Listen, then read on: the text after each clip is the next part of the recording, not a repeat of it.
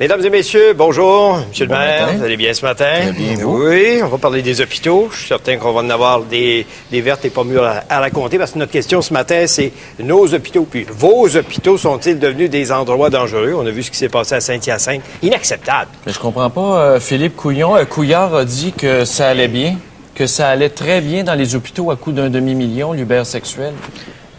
Qu'est-ce qui se passe dans les hôpitaux? Y es-tu menteur? Est-ce que le ministre est un menteur? Est-ce qu'il sait vraiment ce qui se passe? Ben, c'est un neurochirurgien, il devrait avoir une tête sur ses Oui, épaules. mais il peut pas être dans chaque institution. Le neurochirurgien pourrait se faire aller les neurones. C'est compliqué. Regarde, as-tu vu l'école bleue on se ce passe matin? tout le bucket. L'école bleue. Nos cols bleus. L'école bleue que tu défends allègrement. Tu sais, il y en a 22 de congédiés. 2 cadres, une vingtaine de syndiqués congédiés après le 2e écart de conduite.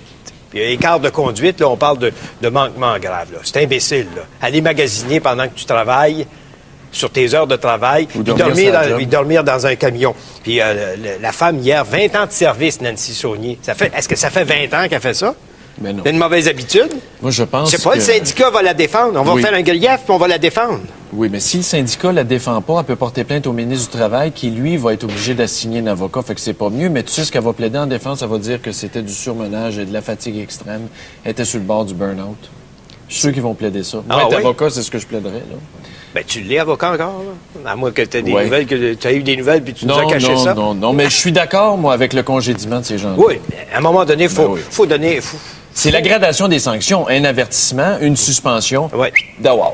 Ce matin, dans les journaux, on revient encore sur, évidemment, la question de la nation québécoise. On y revient allègrement, notamment dans la presse, où est-ce qu'on voit que Bernard Landry écrit à Stephen Harper. C'est bien, ça. Et Justin Trudeau vient mettre son grain de sel dans l'histoire.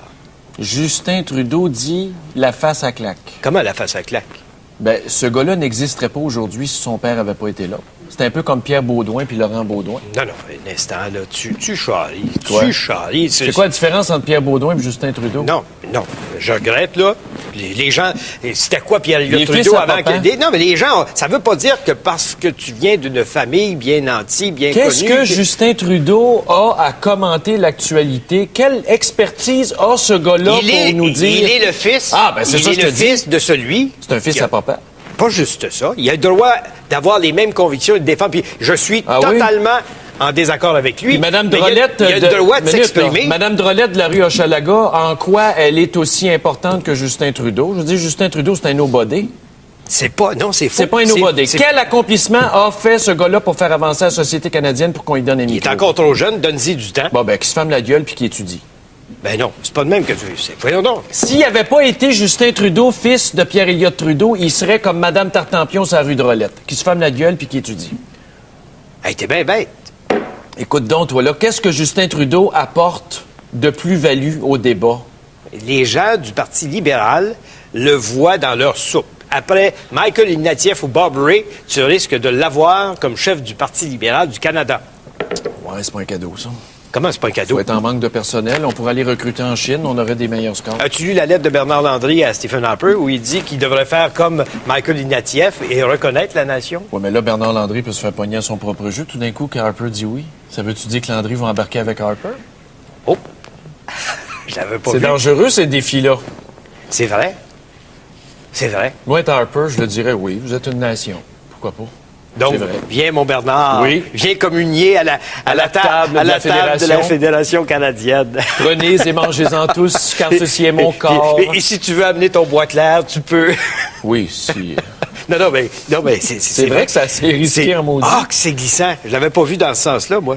Toi, tu vois juste Harper, toi. C'est ça le problème. C'est pas ça. As-tu vu le livre, ça, Harper? Ben, non, je vais te parler de ça. De la politique. Le livre de M. Wells. Ouais, est-ce que c'est parent avec Clyde Wells? Non, Paul Wells, ça, c'est un journaliste du Maclean. C'est le magazine anglophone de Rogers. Mais ce qu'il écrit dans son livre, c'est quand même assez révélateur parce qu'en fait, il montre comment Stephen Harper s'est comporté avant de devenir le chef. C'est correct, ça. Oui. On l'avait vu aussi qu'il passait bien du temps au Québec, Harper. Il voulait voir des gens d'affaires. Il voulait voir Robert Charlevoix. Il vient apprendre le français ici.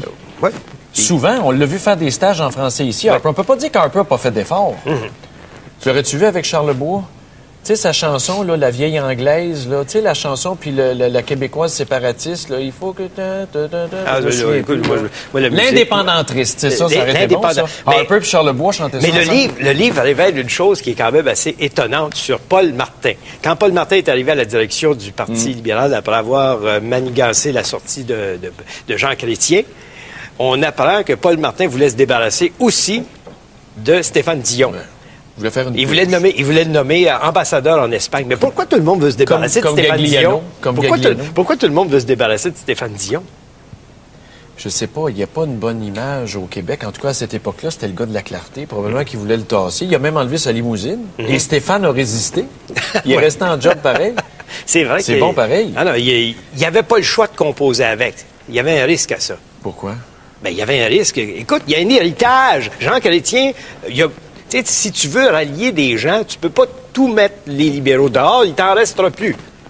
Tu ne bâtiras pas une formation politique là, comme ça, puis te faire élire premier ministre, puis on l'a vu, il n'a pas été capable de rallier assez de monde pour se faire élire. Mais non. Hey, mais je peux pas croire que Stéphane Dion va rester chef du parti. Là. Ça se peut pas que ce gars-là se ramasse chef du parti. Stéphane Dion peut pas. Je ne penserais pas. Non. Ça serait mais il va probablement aider Bob Ray à battre Michael Ignatieff. Quelle catastrophe. Ouais. Alors, Repentigny. Oui. L'élection où le curé va se présenter, il y a eu l'approbation de Rome. Mais là, Louise Lortie se présente-t-elle? Parce qu'on devait avoir 2 candidats à la convention. Il devait en avoir 3. C'est qui, le troisième? Christian Trudel. Ah. Et je t'annonce qu'hier l'après-midi, il y a eu ce qu'on appelle une séance, hier matin puis hier après-midi, une grosse séance de tordage de bras. Non, pas chez les séparatistes. Oui, des gens très démocratiques. Monsieur Duceppe, au téléphone, a fait, selon mes informations qui viennent du Bloc, Monsieur Duceppe... Tu t'es abaissé à parler à des gens du Bloc? Non, mais pas au mois des Oliviers, t'es allé chez Leblanc... Non, il y a des gens... Il y a des gens qui ont... Non. Il y a des gens qui m'ont parlé et qui ont des informations avec les gens du Bloc. Mais et dans le Bloc, où est-ce que tu penses que... Quel stand à patate frite t'as visité pour parler à des bloquistes? Regarde, écoute-moi bien. Christian Trudel devait être candidat, Madame Lortie devait être candidate. Les deux ont parlé au chef. Et le chef a dit, mon homme, c'est... Tu dis le chef? Le chef du parti. Ah. Le chef du parti. Il a dit, mon homme, c'est l'abbé Gravel. Qu'est-ce que tu en as dit? L'abbé Gravel. Ah, l'abbé Gravel. L'abbé Gravel, le curé ou l'abbé Gravel. Ah, le curé. Bon, alors, à partir de ce moment-là, évidemment, il faut les convaincre, puis leur dire, laissez-y de la place, on veut pas de chicane, on veut gagner ce comté-là. Mais comment ça se fait que la convention s'est faite aussi rapidement? La convention s'est faite pas. La convention, c'est dimanche. Oui, mais ça s'est fait rapidement. Là. Je veux dire, les délais sont très courts. Habituellement, on annonce ça, on n'est pas pressé. Mais un instant, là, ça presse. La machine était déjà partie. La machine est partie pour l'abbé Gravel. Mais en même temps, j'aimerais ça, ce matin, faire juste une petite mise au point. Je trouve, tu sais, je veux pas parler de malhonnêteté des journalistes, mais je veux parler d'absence d'honnêteté. Dans le sens, quand on a appris que le curé Gravel voulait se présenter, on a fait... Tout le monde était content. On a fait son grand portrait dans les journaux. On a fait le portrait du gars, le prêtre qui aide la communauté, le missionnaire, qui défend les homosexuels, qui vient d'ailleurs... Qui défend les femmes dans l'Église. Qui a œuvré, oui, mais qui a aussi œuvré dans la communauté de la prostitution homosexuelle. Donc, on parle de lui, puis on fait un grand portrait. Il n'y a personne qui s'est attardé à savoir qui est-ce qui se présentait pour le Parti conservateur. Oups! Voici le porte-parole, la minute politique du Parti conservateur. Vas-y, Richard, c'est à toi. Non, c'est le papier que les bloquistes ont entre les mains pour savoir contre qui ils vont se battre. Ouais. Hey, ça te donne une idée, hein? Mais Stéphane Bourgon, c'est un résident de Repentigny qui a marié Liane Blanchette, qui est une femme de Repentigny, qui a 3 enfants. C'est le local. Tu sais, si tu le compares à l'autre, oui, qui va venir d'ailleurs pour se présenter pour... C'est fréquent des candidats parachutés. Ben c'est ça. Mais c'est un ancien militaire devenu avocat, oui, qui a fondé l'Institut québécois du droit humanitaire. Il a fait une maîtrise en droit international, puis il a travaillé au bureau du procureur du tribunal pénal international de l'ex-Yougoslavie. Un gars compétent. À La Haye. Un gars compétent. Extrêmement compétent. Puis il a travaillé il a été nommé chef de cabinet du président du tribunal pénal international. Oui. Il a travaillé au procès de Milosevic, des choses comme ça. Ça, c'est ceux qui n'avaient pas réussi à le faire condamner. Il n'y a personne dans les journaux qui parle de lui. Mais tu sais qu'ils n'ont jamais réussi à le faire condamner, Milosevic. Je sais, mais quand même. Il n'y a jamais personne qui parle du candidat. Non. De la feuille de route. De la feuille de route. Alors là, les gens... Mais ton parti est riche. Comment ça se fait qu'ils font pas de la promo? Ils pourraient le mettre sur un étobus, puis le promener en homme sandwich. Ils n'ont pas besoin de faire ça. Pourquoi? Ils n'ont pas besoin de faire ça. C'est pas le même que tu fais de la politique. Mais s'il y avait juste un peu d'honnêteté journalistique, s'il y avait juste un peu d'honnêteté journalistique, on présenterait l'autre candidat aussi. De la même façon qu'on présente le curé. Ben, il faudrait appeler l'hebdo. Tu as le choix entre le curé parachuté puis un gars de la place on peut appeler qui a des lettres de créance. Coudon, le curé, s'il veut aider du monde dans la misère, c'est pas à Repentigny que tu trouves le plus de monde dans la misère dans la province de Québec. Il y a d'autres circonscriptions. C'est encore drôle, il y a du monde dans la misère, même à Westmount. Ouais. Oui. Enfin. Bon. Ben, les hebdos vont en parler, inquiète-toi pas. Est-ce qu'il va venir défendre Anne-Marie Pellado? Moi, je t'ai écœuré de ses excuses, là. Mais quoi? As-tu vu ce qu'elle a dit hier? Elle a plaidé coupable, puis elle a raconté, elle est allée raconter au juge Claude Millette. La décision, c'est cet après-midi. C'est de la faute à qui? Elle dit la toxicomanie, c'est pas quelque chose que l'on veut. Non? Mais non, ça arrive, c'est un accident. Mais elle dit, contrairement à ce que les gens pensent, je ne suis pas riche. Elle est sous tutelle et doit apparemment se battre pour recevoir des sommes minimes de la famille Pellado. Imagine si elle n'était pas sous tutelle, il ne resterait plus de fortune du bonhomme. Voyons donc. J'espère qu'elle justifie ses factures. J'espère qu'il y a un conseil de famille qui la réglemente. J'espère qu'on veut savoir ce qu'elle fait avec son argent. Oui, mais ça devient son excuse pour se réfugier dans la drogue. C'est sûr. C'est toujours la faute des autres. C'est comme la folle à Québec qui baisait l'enfant de 12 ans. C'est parce qu'elle était en détresse affective. C'est pas de sa faute. C'est l'autre qui l'a cruisé. Oui, OK. Hey, tu voulais me parler de quelqu'un de chez vous qui est décédé, qui a joué, en me racontant l'histoire, je comprends très bien, qui a joué un rôle important dans le système policier au Québec. C'est un monument de l'histoire de la police municipale au Québec qui s'est éteint hier à midi. Et ironie du sort, j'étais avec le commandant régional. On le voit à l'écran, c'est Geoffre Lheureux qui a été chef de police, mais attention, c'est pas n'importe qui. On voit sa photo étant plus jeune à gauche. Il a été Monsieur Canada dans les années 40, Monsieur Amérique du Nord. C'était un ami intime de Ben Weider. C'est un peu le prolongement de Louis Cyr et il s'entraînait avec les équipements de Louis Cyr à l'hôtel de ville chez nous. Il était chef de police à Huntingdon. Chef de police, chef de pompiers et huissier. Et pourquoi il est atterri à Huntingdon? C'est qu'en 48, Maurice Duplessis l'avait remarqué, parce que Maurice Duplessis aimait la lutte, la boxe.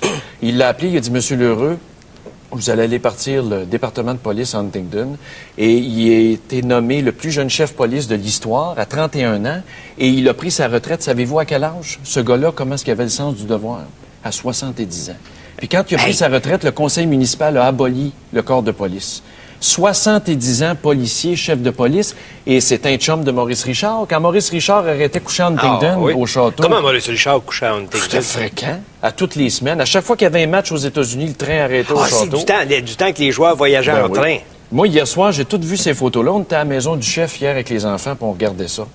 Il n'y en a plus des policiers de même. Ça n'existe plus, le sens du devoir. C'est-à-dire que lui, en réalité, si on le compare à un bon policier d'aujourd'hui, il a fait le double de carrière d'un policier d'aujourd'hui qui sortit à 49-50 ans avec une belle pension. Ben oui, il restait en haut du bureau de police. C'est lui qui sonnait le couvre-feu avec ses enfants. C'est pas beau, ça? Alors, il y aura des funérailles civiques samedi, le 4 novembre à 2h, et toute la population du Québec est invitée. Okay. Voilà. Bon, là, on va faire une courte pause, mais juste avant... Tout de suite après, je vais vous dire qu'on va tout de suite après, on va parler de deux journalistes congédiés à Sherbrooke parce qu'ils sont mille-nés dans les affaires de Jean Charest. Qui puent. Non. Attends. Ça pue. Non, attends.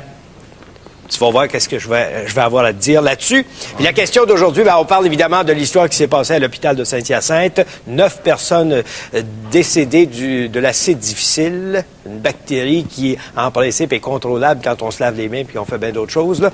Alors, vous pouvez tout de suite réserver vos circuits parce que notre question, c'est nos hôpitaux ou vos hôpitaux sont-ils devenus dangereux? Vous pouvez nous appeler à Montréal 514-790-0874, de partout au Québec gratuitement, 1-877-790-3535. Ou encore, vous nous écrivez, comme vous le faites si souvent, à www.tqs.ca.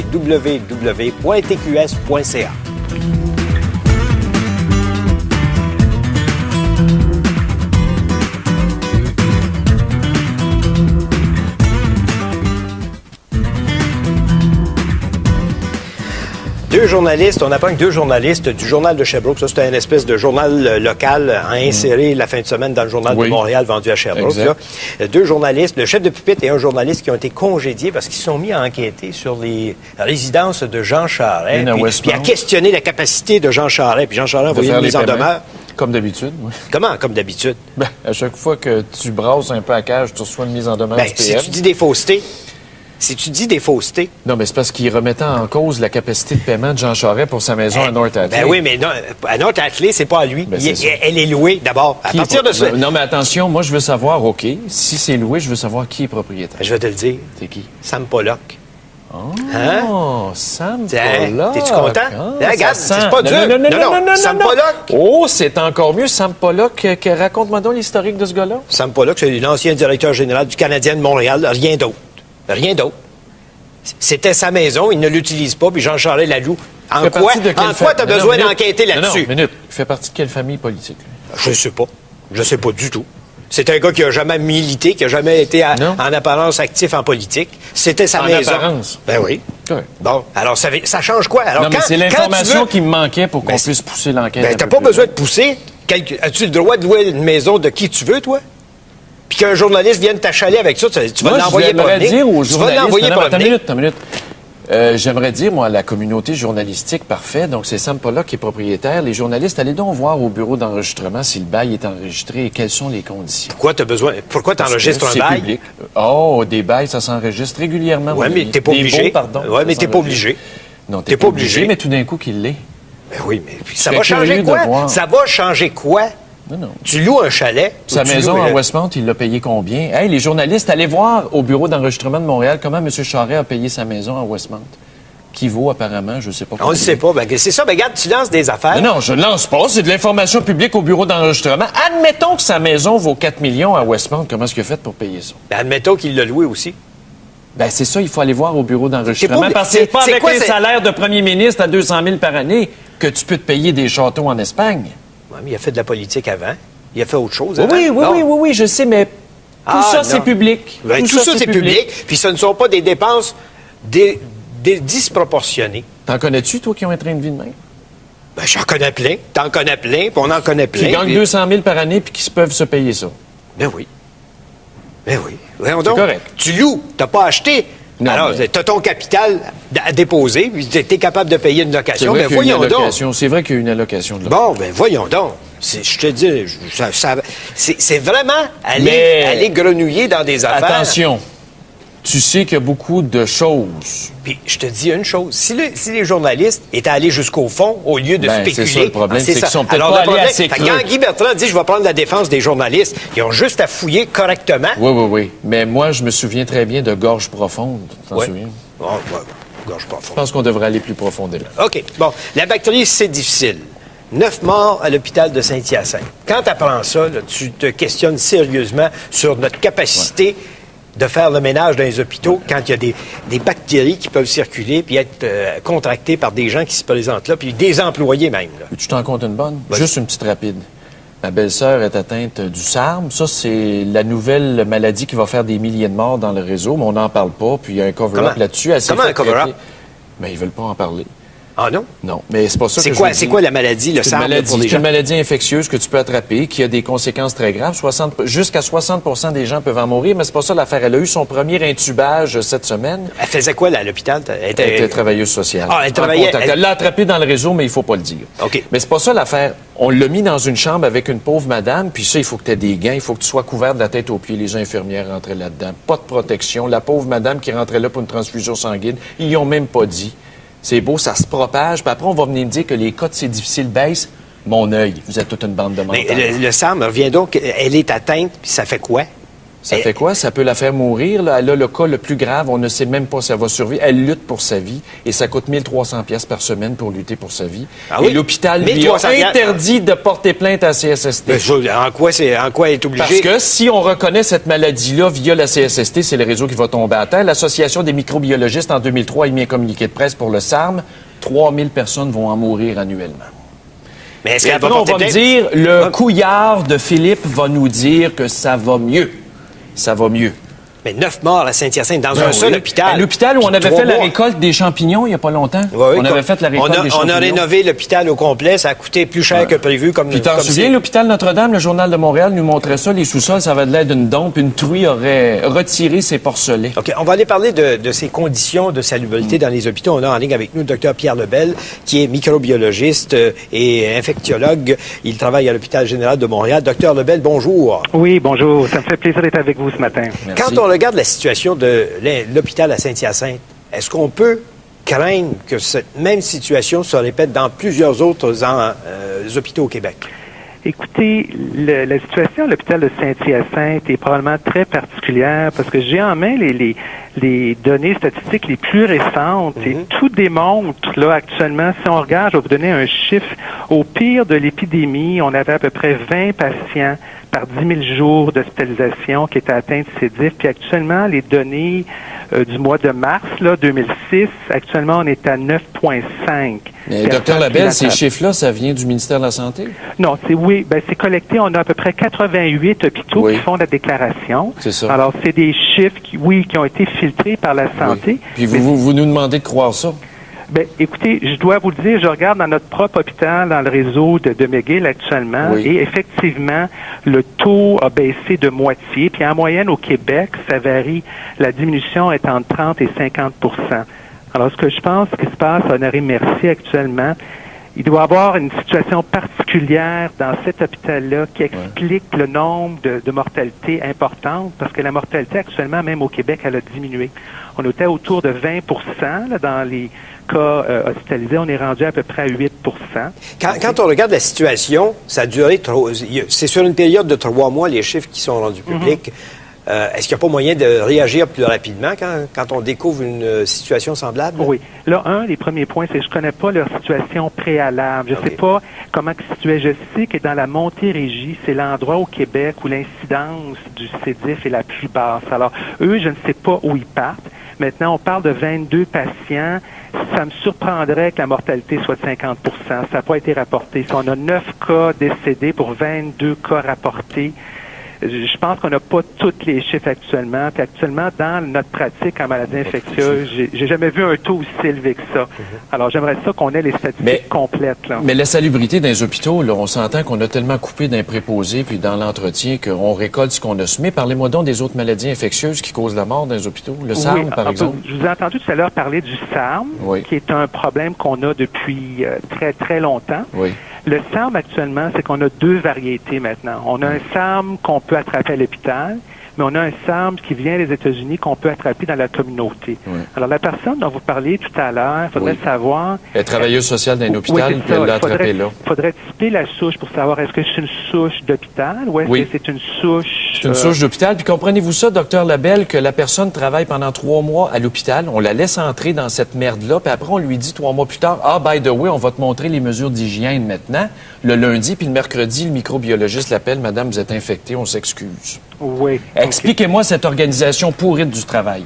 Comment ça se fait qu'on ne forme pas les gens avant de les laisser entrer dans cette boîte à marde? Oui, écoutez, normalement, je peux vous dire le gouvernement a augmenté énormément le nombre d'infirmières. Depuis le mois d'août. Oui. En fait, la plupart des gens, ça fait au moins 1 an et demi que c'était fait. Là, normalement, c'est au niveau de la santé et sécurité au travail. Habituellement, ils font un entraînement. Quand les gens arrivent la première journée, je sais que nous, dans nos hôpitaux, on fait un entraînement, effectivement. On montre aux gens comment se laver les mains. Alors, dans son cas, je suis juste surpris qu'elle n'ait pas eu l'occasion d'avoir l'entraînement. Mais docteur Lebel, trouvez-vous ça jeune, mourir à 36 ans? 36 ans, oui, c'est très jeune. Merci. Merci, Dr. Lebel, d'avoir été avec nous ce matin. Alors, la question devant ce qu'on raconte sur les hôpitaux aujourd'hui, l'histoire de Saint-Hyacinthe, notre question qu'on vous pose, c'est nos hôpitaux, vos hôpitaux, parce que vous en avez probablement chacun un pas loin de chez vous, vos hôpitaux sont-ils devenus des endroits dangereux?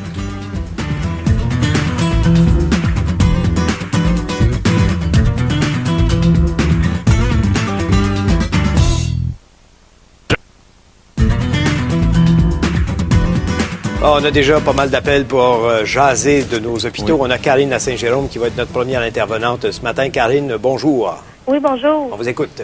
Oui, moi, je suis infirmière à Saint-Jérôme. Oui. Puis, oui, effectivement, les hôpitaux sont dangereux. Quand on dit que moi, j'arrive le soir pour travailler, puis qu'on a 8 transferts à faire, à 4 heures. C'est des gens qu'il faut parfois là qu'on mette en technique, soit SAMR, soit Clostridium difficile. Puis souvent, il faut les placer en chambre privée. Sauf que les chambres privées, on n'en a pas assez. Fait qu'on est obligé de les mettre dans les chambres à 2. C'est ça. Puis l'autre, il l'a pas, mais il l'attrapera. Oui, c'est ça. Souvent, là, exemple, ça peut prendre 48 heures avant d'avoir un résultat. Sacrifice. Fait que ce patient-là, quand on l'a dans une chambre à 2, là, ce qu'on fait, là, ben, soit que s'il n'est pas capable de se déplacer pour aller à la toilette, c'est la chaise d'aisance, mais on sépare les 2 personnes par un rideau. Ah, c'est de la médecine industrielle. C'est ça. Fait que quand j'ai 12 patients, là, dans mon service, puis que j'en ai 8 qui sont en technique, habilles, déshabilles. Les microbes se promènent. Ben c'est ça, ça se promène. On n'a pas assez de jaquettes jaunes à manches longues pour s'habiller. On est obligé de mettre des jaquettes bleues de patients. Les manches sont même pas assez longues. Pour les protéger. Pour les protéger, là. Tu passes d'un patient à l'autre, puis tu transportes le microbe d'un vers l'autre. Ben c'est ça. Les visiteurs, des fois, sont 5 dans la même chambre, là. Ça va bien. Fait que ça va bien, ça. Puis vous, là, vous êtes au front. Elle, là, cette infirmière-là, c'est comme les soldats qu'on envoie en Afghanistan qui vont venir en cercueil. C'est exactement la même chose. Elle sait même pas si elle attrapera pas de quoi. Ouais, c'est ça. Des fois, je me demande, je me dis peut-être que le SAMR, je sais même pas. Mais au niveau de la direction, La direction, ils ont leur bureau aseptisé, ces enculés-là. Voyons donc, ils sont caliques du terrain. Ouais, ben nous autres, on a eu des formations là, qui ont été données, par exemple. Quand? Ben comme là, ça a été donné il y a à peu près 6 mois. Ouais. Ben Sauf oui, que un là, coup que la merde est sortie du tube. Ouais, c'est ça. Là, il y a une personne, exemple, par étage, là, qui est supposée surveiller les autres, voir si tout le monde... Puis faire son travail en même temps. Mais ça donne quoi de surveiller les autres si vous n'avez pas les moyens d'être propre et aseptisé quand vous transportez... T'as-tu déjà vu un directeur d'hôpital, toi, aller attraper un microbe dans les salles d'opération? Ben non, il se promène en limousine, c'est plein de marde là. C'est qu'on n'a pas le temps de regarder les autres. Moi, j'ai assez de faire ce que j'ai à faire. Si je vais voir quelqu'un, puis lui dire, exemple, il y a même des préposés, on fait des transferts des fois, puis on laisse les patients dans les corridors pendant 1 heure parce que l'entretien ménager n'a pas le temps de venir désinfecter la chambre. Oui, puis l'entretien ménager, là, ils ont tant de temps pour le faire, là, il faut qu'ils aillent vite. Là. Ils ont des quotas à respecter, il faut qu'on passe la mop vite. Ils n'ont pas le choix. On lave l'évier avec la même guenille qu'on a nettoyé, avec laquelle on a nettoyé les toilettes. Oui, on a eu un soir, là, j'en avais 5 dans le corridor, là. 5 personnes qui étaient contaminées, là, puis tout le monde passe à côté, puis il faut leur donner des soins dans le corridor. Mettre la bassine en dessous de la couverte pour pas que personne les voie, là. C'est vraiment quelque chose, là. Hey, ça, c'est un bon ministre. Saint-Jérôme. Saint-Jérôme. Oui, mais c'est pas unique. C'est pas unique. Non, c'est partout. Non, c'est le même partout. Quand est-ce que le ministre va lever son derrière pour aller se mettre le nez d'un microbe? Il a peur, hein? C'est un neurochirurgien. Ouais. Karine, merci beaucoup d'avoir partagé ça avec nous. Bon courage. Isabelle, maintenant, à Montréal. Bonjour. Bonjour à vous deux. On vous écoute. Oui, alors moi, je vous téléphone. Je suis une étudiante en soins infirmiers ici à Montréal. Et je corrobore un peu ce que la personne qui a déjeuné avant moi, disait au niveau de l'hygiène, au niveau de l'asepsie. Certains membres du personnel ne font pas attention. On entre dans les chambres. Normalement, on devrait être, lorsqu'on dit en technique, là, c'est ganté et blousé. Et des personnes entrent sans nécessairement être gantées et blousées. Et en plus, au niveau des visiteurs, les membres de la famille ne sont pas nécessairement au courant, ils ne font pas nécessairement attention. Donc, on entre dans les chambres, on se lave pas les mains et on touche un peu à tout en sortant. Et quelque chose encore plus pire que j'ai vu en tant qu'intervenante stagiaire, il y avait des excréments sur un rideau. Ah, c'est pas grave. OK? Dans une chambre où il y avait 4 personnes atteintes de SARM et de sépitis. De SARM, tiens. On les mélange parce que les deux, c'est des techniques. De toute façon, c'est pas grave, ils vont crever. Ben, c'est ça qu'ils se disent. Ça devrait pas être comme ça. Non, mais ils font la comptabilité à la fin de l'année, les états financiers. Tiens, on s'est débarrassé de tant d'employés morts, on fait de l'argent avec ça. Oui, c'est ça, exactement. Mais d'un autre côté, au niveau de l'équipe là, qui fait la salubrité, les personnels d'entretien, si on veut, là, ces personnes-là, moi, lorsque j'ai pris la constatation qu'il y avait des selles sur un rideau, j'ai demandé à ce que le rideau soit retiré, qu'on en remette un propre, parce qu'on a aussi nos vêtements là, qui peuvent accrocher ça sans nécessairement le vouloir. Et remplissez un bon de commande, on va faire ça quand on va avoir quel hôpital? Au CH Verdun. À l'hôpital de Verdun. Remplissez un bon de commande. Oui, remplissez un bon de commande. On va voir si notre poste budgétaire est là. Ah non. Puis, Souvent, vous sont êtes là étudiante, puis vous avez en train encore... de rien faire, puis... Isabelle, Avez-vous encore la vocation? avez-vous encore envie? Ah, ben écoutez, moi, je suis une passionnée, puis je me lave les mains après avoir eu des contacts avec différents patients, puis c'est sûr que je vais continuer, en espérant aussi pouvoir faire évoluer les choses, faire changer les choses. Je pense que je suis là pour ça, je fais une bonne relève. Ben, merci. Bonne chance. Merci beaucoup. Et merci de prendre la relève aussi, hein, Oui. parce que c'est pas Une chance évident. qu'il en C'est reste. pas évident. On va aller à Laval maintenant. On a Nathalie à Laval. Bonjour. Bonjour. On vous écoute. Allô? Oui, Bonjour, Nathalie. bonjour. Moi, tantôt, vous parliez qu'il y avait une diminution, comme mettons du C dans les hôpitaux. Hein. Ben, moi, je travaille dans un hôpital, puis Ok. quand on mentionne qu'un patient, là, on soupçonne que c'est difficile, là, faut se battre pour qu'il passe les tests, Ah, je vous Ah, crois. pour Je vous qu'il ait crois. le C difficile. Ouais. Puis là, finalement, il décide, après peut-être un mois, si c'est pas deux, d'y faire passer. Ouais, le temps Là, qu'il finalement, meurt. il l'a. 2 mois. Ben oui, le temps Puis au qu'il bout de meurt. 3 Il peut jours, bien là, avoir eu il l'a plus, 9 c'est beau. morts à Ben Saint-Hyacinthe. Il peut bien avoir eu 9 morts. Il l'a plus ou il est mort de d'autres choses, puis ça rentre pas dans les statistiques. L'Union soviétique manipulait l'histoire et les Et statistiques. nous, puis là, Couillon même fait nous, pareil. là, c'est effrayant, il a fallu même se battre pour avoir des gants. Il a fallu faire des menaces. On a dit, C'est côté criminel. patronal, on va mettre des gants à vaisselle. C'est criminel. Ah non. Ça n'a pas d'allure ce que vous vivez. Se battre pour avoir des gants. Des gants pour se protéger. On vous avez juste à vous laver les mains. Ben Hey. oui. Hey, le Après, DG, à un moment donné, il nous disait, bon, ben, on va vous donner une paire de gants, là, pour tout votre corps de travail. Voyons donc, une Ben ouais. paire de gants. Tu passes d'un patient à l'autre avec la même paire de gants. C'est C'était. ça. Et comment qu'on fait pour découvrir des imbéciles de cette nature pour diriger des hôpitaux? C'est pas vrai ce que tu dis. Le ministre l'a dit dans sa pub à 1,5 million, ça va mieux. C'est la même chose, hein, pour toutes les autres, le SRAM, puis tout ça, c'est la même chose, là.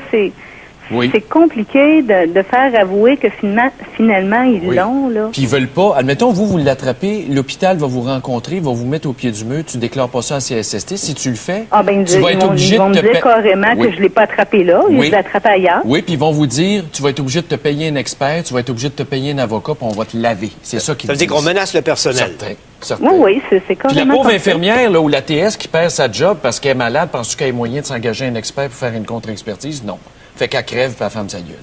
En C'est ça plein le ça. cul-bec. Le cul-bec. Ouais. OK, bien merci de ce témoignage, Nathalie. On en a d'autres. Je pense qu'on a même un appel de Saint-Hyacinthe pour après la pause. Donc, la question ce matin, elle est fort simple par rapport à ce qu'on a découvert ces dernières heures à Saint-Hyacinthe. Vos hôpitaux sont-ils devenus des endroits dangereux au Québec? Et c'est pas l'autre.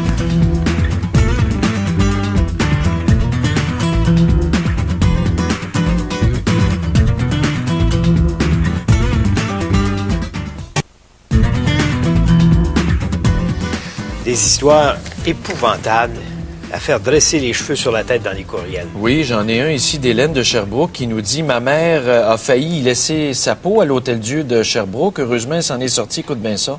Pendant qu'elle luttait contre la maladie dont elle était affectée, elle a vu sur l'étage qui avait été ouvert à cause du manque de place. On était en rénovation, puis on a découvert sur l'étage un nid de chauve-souris qui était là depuis une couple d'années. Mais regarde ici, là, Stéphane Joliette, il souffre d'hépatite C. Comment a-t-il attrapé ça? Il y a eu un accident en VTT. Il s'est retrouvé à l'hôpital. On devait lui geler un œil avec une seringue. Et puis le médecin a été appelé à faire autre chose pendant qu'il faisait cette intervention-là. La seringue est restée là. Il y a un autre gars qui est venu toucher à la seringue. Le docteur est venu, il dit « Il n'y a pas de sang, on continue. » Il était infecté. Il a été infecté d'hépatite C. Ouais. Il a dit « Ça doit pas être ça parce que tu as des tatous, ça doit être parce que tu es tatoué. » Ben oui, c'est toujours de la faute des autres. C'est jamais C'est-tu nouveau? Ah, non. Ici, et rapidement... le gars qui est venu toucher à la seringue était jaune. Non. Il y avait tous Pas les symptômes. asiatique, en il y avait plus. tous les symptômes. Ouais, ouais, Il y avait ouais. tous les symptômes d'hépatite. Ici, Isabelle de Québec, elle avait une job d'été à distribuer des aliments dans les chambres pour les bénéficiaires pendant l'été. Puis elle voyait les infirmières rentrer, les gants, les sarraux. Elle dit, moi, est-ce que je dois mettre ça parce que les gens sont infectés? Ils ont dit, toi, non, toi, c'est pas grave. T'as juste à pas leur toucher, ça va être correct.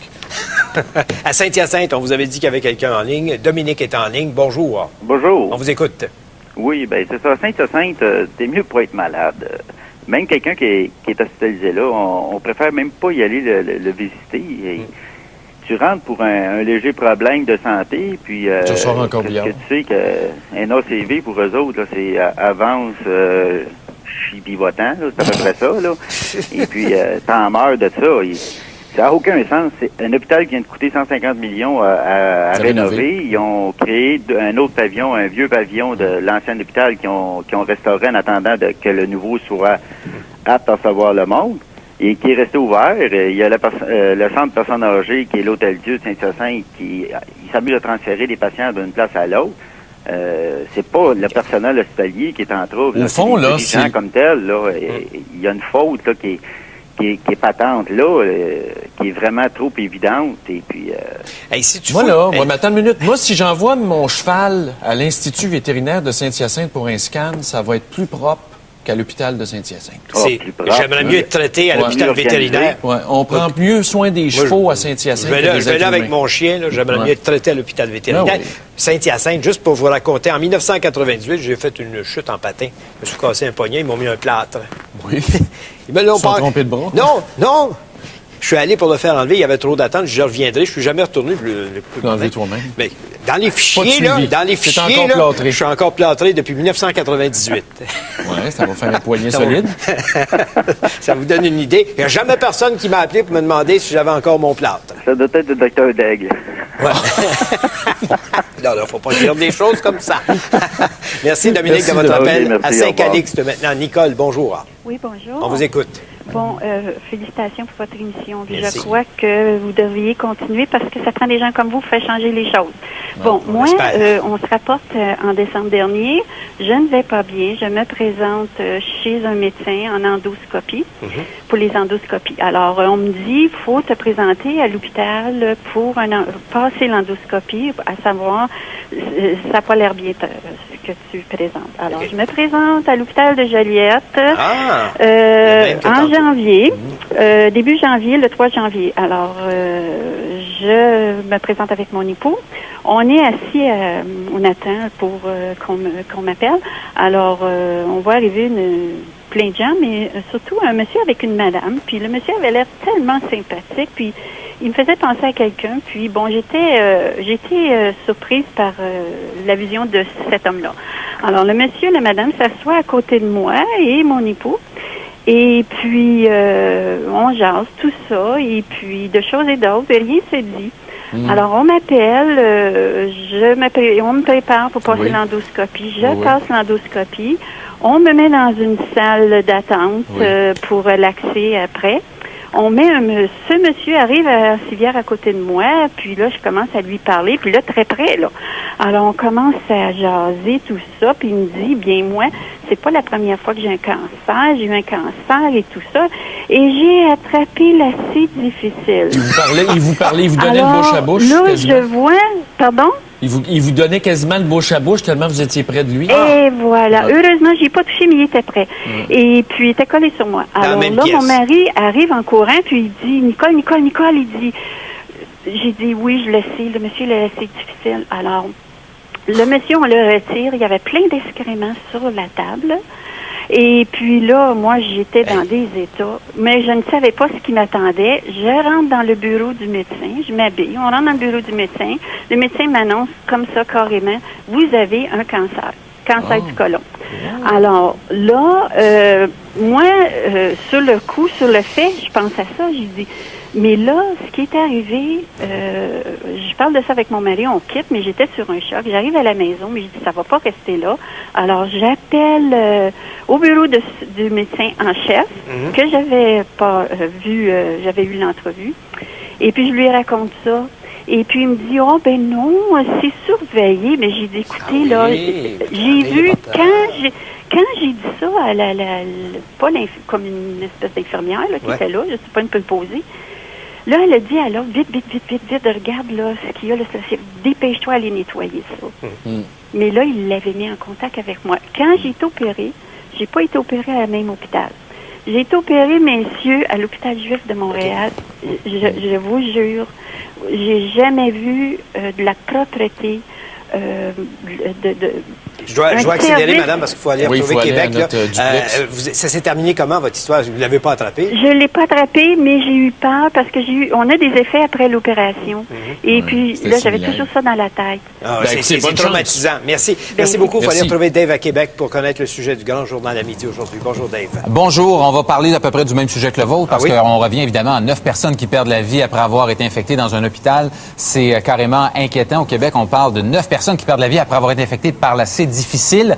Et on se questionne sur un point que Stéphane a abordé tantôt, la propreté des hôpitaux. Est-ce que la propreté de nos hôpitaux vous inquiète? C'est notre question ce midi. Je sais qu'on a déjà entendu des histoires d'horreur, des champignons dans les sous-sols, des planchers mal lavés. Et vous allez avoir certainement plein d'exemples ce midi sur nos ondes de gens qui... Exactement. Et nos politiciens... Couillard, le Philippe. Non, mais nos politiciens vont dire ce sont toujours des cas isolés. Oui, des cas isolés. Je l'aime, celle-là, moi, comme réponse. Et est-ce que les gens sont bien formés pour faire le nettoyage aussi dans les hôpitaux? OK, merci Dave. On vous écoute à midi. Aujourd'hui, bonne fin de semaine. Et puis, nous, notre question ce matin, on vous la répète. Les hôpitaux au Québec, vos hôpitaux, sont-ils devenus des endroits dangereux?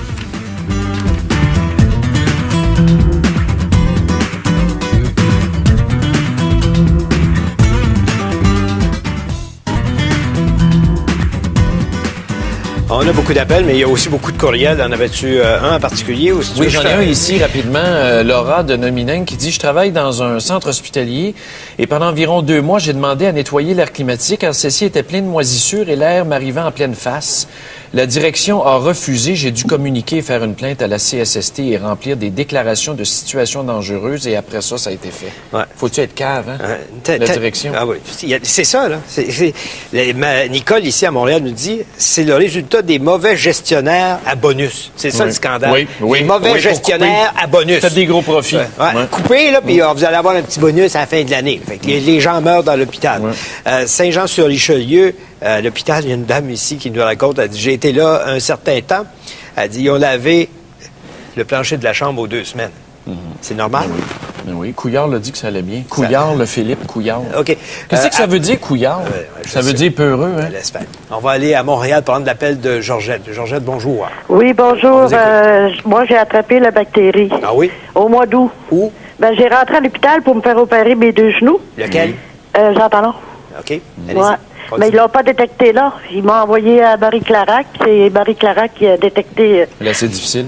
Ma bactérie, oui. Ils l'ont pas détecté parce qu'ils ne voulaient pas ou parce qu'ils savaient pas que... Je ne sais pas ce qui s'est passé. J'avais la diarrhée, j'avais mal au cœur, je faisais de la température. Vous savez, je veux pas être langue sale, mais il y a un avocat au Québec qui prépare un recours collectif pour les C difficiles et la maladie du SARM. C'est Maître Rémillard. Ça va coûter cher au gouvernement. J'ai assez hâte qu'il dépose. Le Québec va être en banqueroute. Parce que vous avez eu des inconvénients, là. Êtes-vous guéri? Ben oui, j'ai eu des inconvénients parce qu'au lieu de rester une semaine à Jean-Talon, j'ai resté 1 mois et demi. Puis là, je suis encore en convalescence parce que je ferai encore des médicaments.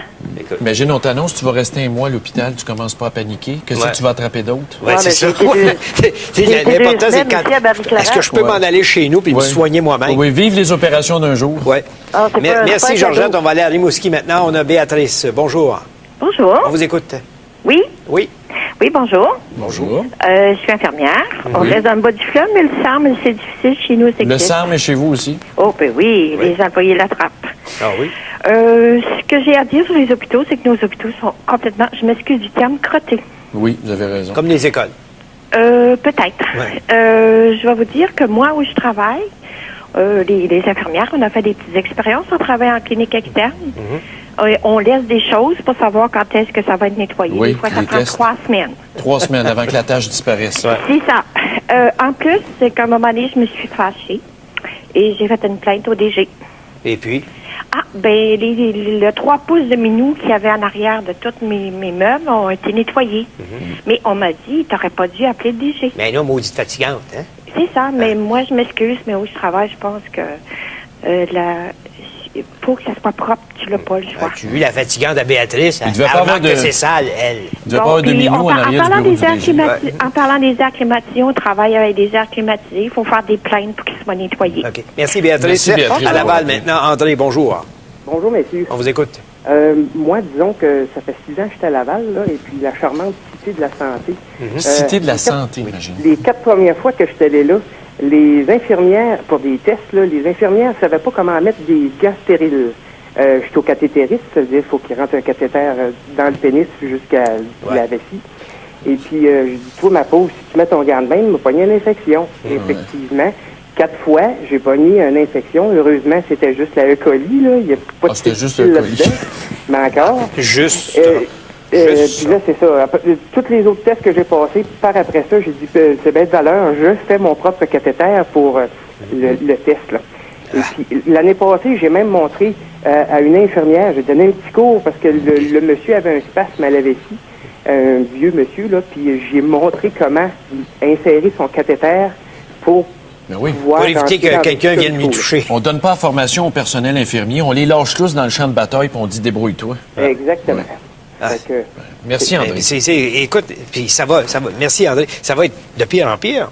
Parce que les gens vont dire, ils sont capables de se faire ça eux-mêmes. Pourquoi qu'on aurait besoin d'une infirmière pour faire ça?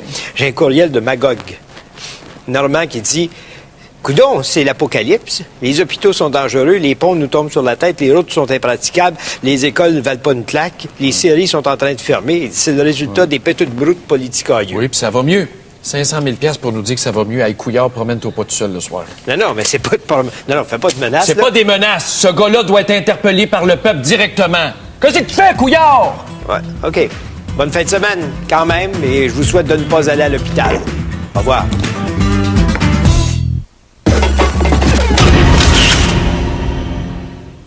En quoi elle est aussi importante que Justin Trudeau? Je veux dire, Justin Trudeau, c'est un nobody. C'est pas faux. C'est pas un nobody. Quel accomplissement a fait ce gars-là pour faire avancer la société canadienne pour qu'on lui donne un micro? Il est encore trop jeune, donne-y du temps. Bon, ben, qu'il se ferme la gueule puis qu'il étudie. Ben non, c'est pas de même que tu sais. Voyons donc. S'il n'avait pas été Justin Trudeau, fils de Pierre-Éliott Trudeau, il serait comme Madame Tartampion sur la rue de Rolette. Qui se ferme la gueule puis qui étudie. Hey, t'es bien bête. Écoute donc, toi, là, qu'est-ce que Justin Trudeau apporte de plus-value au débat? Les gens du Parti libéral le voient dans leur soupe. Après Michael Ignatieff ou Bob Rae, tu risques de l'avoir comme chef du Parti libéral du Canada. Ouais, c'est pas un cadeau, ça. Comment c'est pas un cadeau? Faut être en manque de personnel. On pourrait aller recruter en Chine. On aurait des meilleurs scores. As-tu lu la lettre de Bernard Landry à Stephen Harper où il dit qu'il devrait faire comme Michael Ignatieff et reconnaître la nation? Oui, mais là, Bernard Landry peut se faire pogner à son propre jeu. Tout d'un coup, qu'Harper dit oui. Ça veut-tu dire que Landry va embarquer avec Harper? Oh! Je l'avais pas vu. C'est dangereux, ces défis-là. C'est vrai. C'est vrai. Moi, être Harper, je le dirais oui. Vous êtes une nation. Pourquoi pas? Donc, viens, mon Bernard. Oui. Viens communier à la table de la Fédération canadienne. Prenez et mangez-en tous, car ceci est mon corps. Et si tu veux amener ton bois clair, tu peux. Oui, si. Non, mais c'est vrai que c'est assez risqué en maudit. Ah, que c'est glissant. Je l'avais pas vu dans ce sens-là, moi.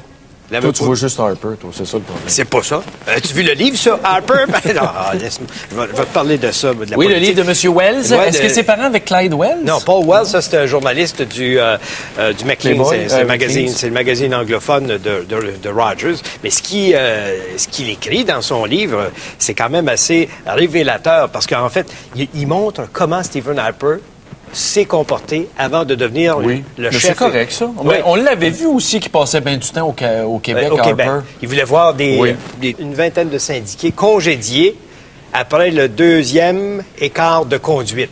Puis, écart de conduite, là, on parle de manquement grave. C'est imbécile. Là. Aller magasiner pendant que tu travailles sur tes heures de travail, puis dormir dans un camion. Puis la femme, hier, 20 ans de service, Nancy Saunier. Est-ce que ça fait 20 ans qu'elle fait ça? Mais non. C'est une mauvaise habitude? Moi, je pense C'est pas le syndicat va la défendre. On va faire un grief, puis on va la défendre. Oui, mais si le syndicat la défend pas, elle peut porter plainte au ministre du Travail qui, lui, va être obligé d'assigner un avocat. Fait que c'est pas mieux. Mais tu sais ce qu'elle va plaider en défense? Elle va dire que c'était du surmenage et de la fatigue extrême. Elle était sur le bord du burn-out. Je suis sûr qu'ils vont plaider ça. Moi, être avocat, c'est ce que je plaiderais, là. Ben, tu l'es avocat encore, là? À moins que tu aies des nouvelles, que tu as eu des nouvelles puis tu nous as caché ça. Non, mais je suis d'accord, moi, avec le congédiement de ces gens-là. Oui, mais à un moment donné, faut donner... C'est la gradation des sanctions. Un avertissement, une suspension. Oui. Wow. Ouais. Ce matin, dans les journaux, on revient encore sur, évidemment, la question...